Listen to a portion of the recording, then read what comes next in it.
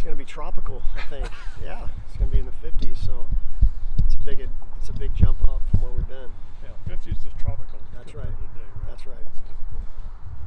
Well, with Big Ten play coming up here, how much of a shift is there from like finding out what guys can do and getting them out there versus putting guys out there that you trust because it's league games?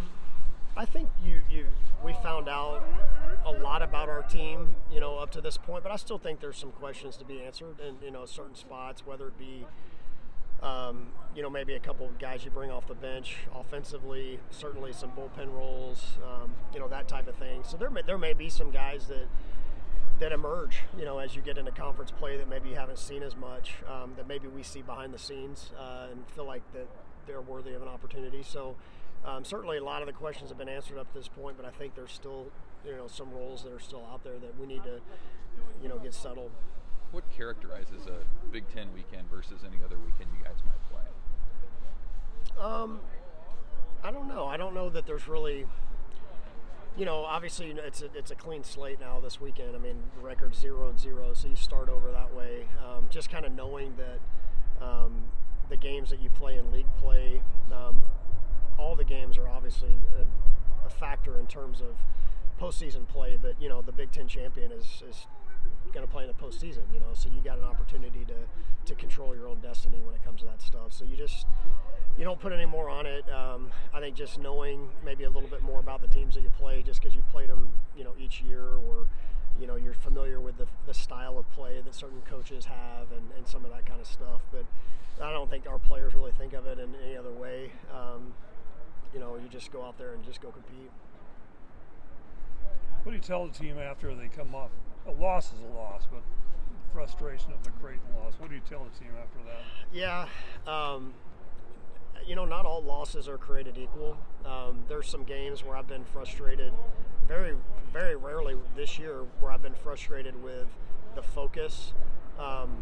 Maybe on only one or two occasions. I thought, after the Creighton game, you look up and I felt like we played a good game. I mean, we hit balls on the screws that, we lined into a double play.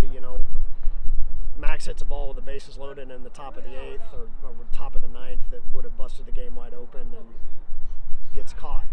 That's baseball sometimes. So I thought we played a great game, good enough to win, and we didn't win. And that's a hard lesson to learn sometimes. But I think you have to put things in perspective too. Of you don't want to get completely down to the dumps after every loss, because again, if it's a lack of focus or concentration or effort, then that's something that needs to be challenged to the group. But I thought after two, it was a crushing loss, don't get me wrong, but I didn't feel like we played a bad game. I thought we had a bad first inning that led to a bad second inning on the mound, and then obviously not a great finish on the mound. And I thought in between there we had some really good performances.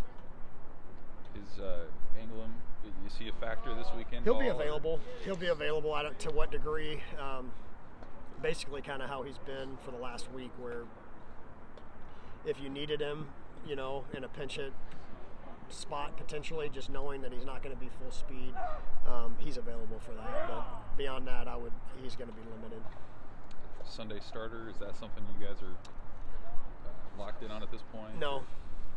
I mean, your guess is probably pretty accurate as to who would be those candidates, but our focus is winning series, and so whatever we got to do to win series, we'll do, and then figure it out on Sunday. I know we're talking about Big Ten play, but one of the advantages to the series with Creighton and UNO is it is split up, so you get some time to keep growing and adapting and learning as a team.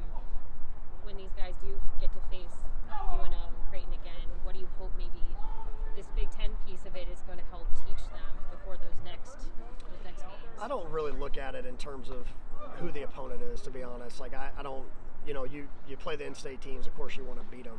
I don't want to beat UNO any more or less than I want to beat North Dakota State or University of Texas. That's just God's honest truth. So we know we're always going to get their best shot every time we play, and what I hope to have happen is that we have some pitchers step up on the mound between now and then. That would help. What do you make of Illinois? I mean, you look at what they've done in the non-conference, and they don't jump out at you statistically in a lot of different areas. What do you think they maybe do well? What's the challenge there? They've hit for more power this year than usually. They've been a high average, don't strike out, not as many home runs. They've hit for more power this year, and they've got more power arms this year. So I think maybe their frontline guys are better than an older. They've got a couple of guys that have been there for a little bit. They've got some experience in the lineup. I think they just have a team that they like in terms of they seem to play well and complement each other well as a team, and that kind of has showed up in some of these. They go on the road and beat Southern Miss in some of these games. So I think we're pretty evenly matched in a lot of ways. So it'll be a fun series. How do you approach pitching differently, knowing this Illinois team hits for more power compared to maybe last year's team when you faced them when they're a little more balanced? Honestly, we don't really have the luxury of doing that right now. I mean, we're just trying to find some guys that are going to step up. I mean, Shanneman will be back this weekend. I mean, it was kind of a fluke deal we've had some illness going through the team, but he was not available to pitch.